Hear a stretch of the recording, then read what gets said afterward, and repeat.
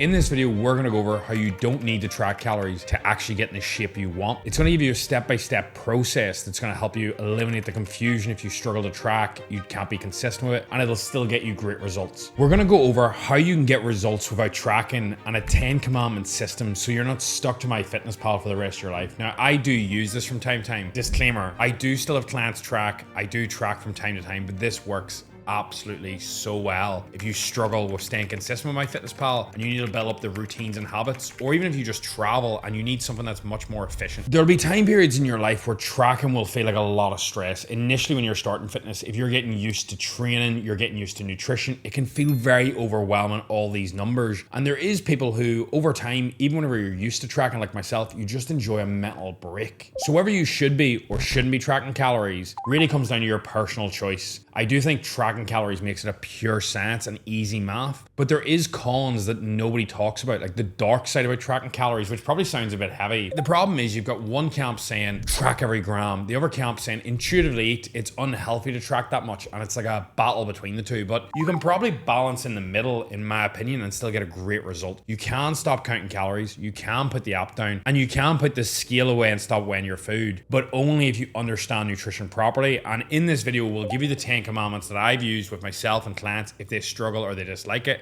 to still get insane results. Initially, when I started my fitness journey, I found calorie tracking extremely overwhelming, and I think a lot of my clients do. So we break it down if they really struggle. I still do get clients to track, and there is some that intuitively eat, but the idea of intuitively eating from the get-go, from day one, without rules or guidance, is absolute madness. And anybody preaching this online does not have a clue, because in reality, they're talking about their smelly butthole.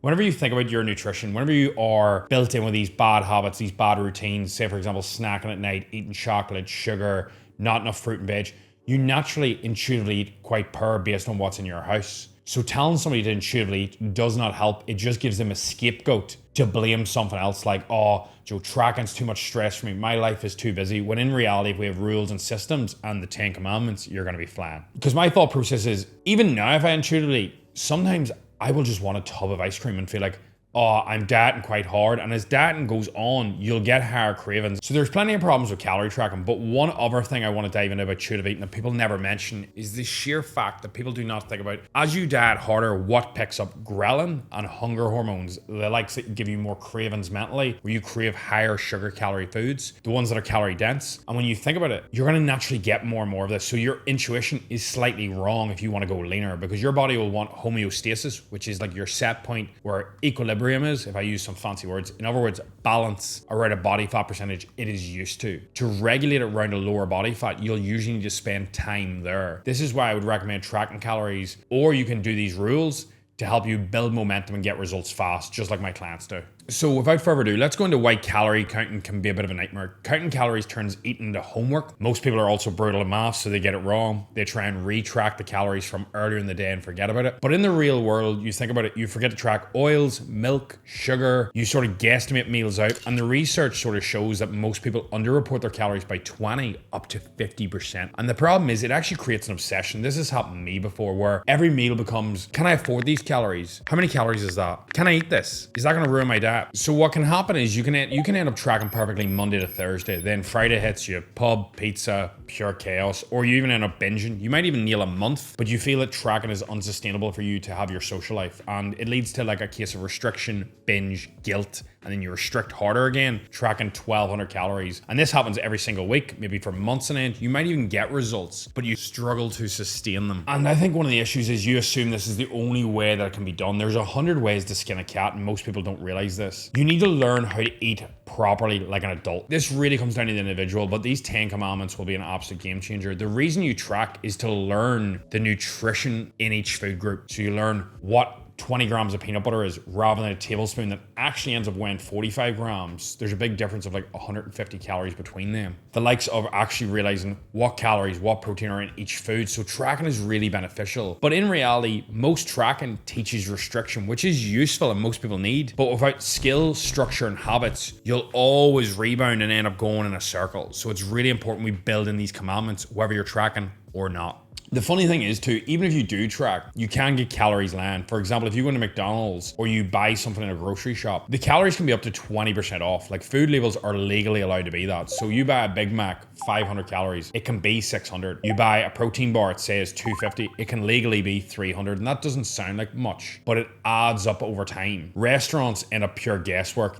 They can't really guarantee that everything is identical unless they're weighing it and they're super precise, but that is very difficult to manage. Apps can be inconsistent. 100 grams of potatoes on MyFitnessPal versus Nutritics will be completely different calories. You've also got about 50 different entries in MyFitnessPal. So which one do you take? The 80 calories for 100 grams of potatoes, the 120 calories. So there is differences. The main thing is consistency. So you can be 300 to 500 calories wrong every day without even realizing it. And even if the numbers were perfect, your body is not a calculator. 300 calories of chicken versus 300 calories of biscuits. People will argue that these are the same in terms of fat loss, and I get that. But protein fills you up. Micronutrients matter. Quality of food matters. Junk spikes your hungers, it stores fat easier, and it gives you worse energy, and you notice you get more cravings, and your intuition goes more towards what you eat more of, in my opinion. What you want to think about here is quality of food, not just quantitative. So in other words, what is the actual quality of the food? Is it 90% whole foods you're eating and 10% garbage, I would say, or unhealthy food? And in reality, trying to get that balance is where you're going to find the most benefit with your results, even whenever you aren't ideal with tracking. The next thing, as I sort of touched on briefly, is like the obsession with tracking. Calorie counting doesn't always give you control. It can often take away. You see a lot of people end up with eating disorders, people stressed, they're worried about socializing, and it can actually take away from your life. And a big thing I love with fitness is it should complement your life. I do believe there's a time to track, there's a time to lean in, get on the money of it, but avoid meals out because you can't track with family, not going on holidays, stressed over 50 calories, refusing your mum's dinner if it's your favorite meal and you're all going to sit around the table is insane. It's not discipline, it's like dependency, and I think you can create a really negative eating disorder. Like, I remember whenever I was young and started training, I was like biting a Mars bar, chewing it and then spitting it out. Like, that is dangerous because I was like, I want the taste. And obviously I was like, but I don't have to track the calories. Like, that is walking a fine line. And that's when you have to look at yourself and go, is this too far for me? And it also depends on how much body fat you have to lose and if you're making progress. Because if you're making progress, you can turn around to yourself and say, do you know what? I'm doing good. I don't need to be this hard myself all the time. Whereas if you've had 4 years of doing nothing, no tracking, you might need to go really strict for a while and then ease off. This video is about teaching you how to do that. This is one of the best practical solutions I can give you for it. The 10 commandments, like Moses and the board, it's absolute jokes. I call it this because I think it's really easy to remember, and I give this out to so many people, and it actually makes a massive difference. It makes a massive difference for me as well. Without further ado, let's dive into it. So number one, pretty much is just weigh yourself so you've got an actual conscious approach to your weight. Number two, protein in every meal, at least a palm size. This ensures you're getting 20 to 30 grams per meal. You're going to stimulate muscle protein synthesis, and also protein is going to help you fill up with satiety. So fill up with satiety, it's going to be the high satiety foods normally. So the likes of your chicken, your red meat, your eggs, these are high in protein. Some are high in fat, but naturally high protein foods digest slower and help you stay fuller for longer. Number three, ideally having 3 to 5 fruits per day. If you have fruit, you will naturally eat less of other foods that are higher in fiber, full of micronutrients. They're very, very good quality foods. Next up, we have veg. If you're not having fruit with a meal, I highly recommend having veg, if not both. These are usually lower in calories, full of micronutrients, and it inclines this thought process of every meal should either have protein and fruit or protein and veg, and naturally you start making better decisions. Number four, use smaller plates and use the idea of stop when satisfied, not stuffed. So whenever you're no longer hungry, just stop eating. That's usually the best way to break it down. We are born to clean plates. Like in my house, we were always taught, like mum would have always given me, not abuse, she would have always said to me, now finish your plate, no matter what was on it. So see, now that I'm older, I have such a bad habit of no matter what is on my plate, just eating it. And with the calorie dense foods now, it's a lot easier to gain more body fat. So either use smaller plates, or in reality, I like the idea of just ask yourself, am I still hungry or is this greed? Because we want to balance that. Next up, number 5, no snacking. I really think this kills people. I think having 4 meals a day, a breakfast, a lunch, a dinner, and a post-workout. Now, in reality, that just suits me, but you can put it wherever you want. I just find the same eating times work really well, and by removing snacks, this helps massively. So, for example, I'm dieting right now. So I fast in the mornings, I have a meal at 12, 3, 6, and 9. I like a late meal. That's it. Simple, routine, no snacking. Snacking is a waste of calories, in my honest opinion.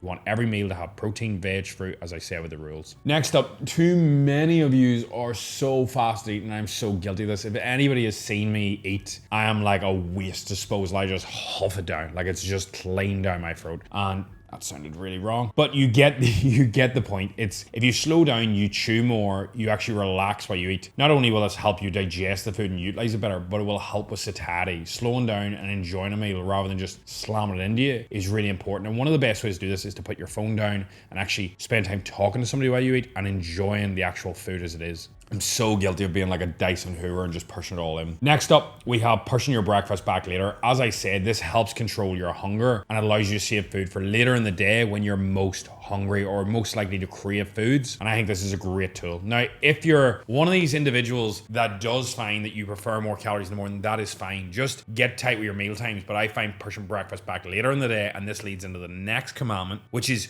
utilize caffeine. Caffeine not only will increase your heart rate, help your performance in the gym, but it also suppresses appetite. Usually most people, even like myself, will notice you get a better workflow whenever you are caffeinated, fasted, and just feeling good. I think that there's nothing wrong with that, and it works really well for a lot of people because most people want more calories later in the day for dinner with family, friends, and that usually suits best. A really, really simple one that even I am guilty of is staying hydrated. This is a massive one. So I think 500 milliliters of water with each meal and then sip in between. So you're drinking at least 3 to 4 liters a day. Most people actually mistake hunger for thirst. I know this sounds really odd, but if you drink water, give it 20 minutes. Like if you drink a pint of water, you'll usually notice your hunger drops down. So that's really important. If you're not hydrated, you get hungry, you ask yourself, have I drank enough water? That will really help. It's like when your girlfriend tells you and she's like, oh, this problem, and she's stressed, and you're like, you drank enough water today? And then she goes absolutely buckshy. But in reality, you know she hasn't drank enough water, and that's probably the reason why she has a sore head and why all her life problems are bad.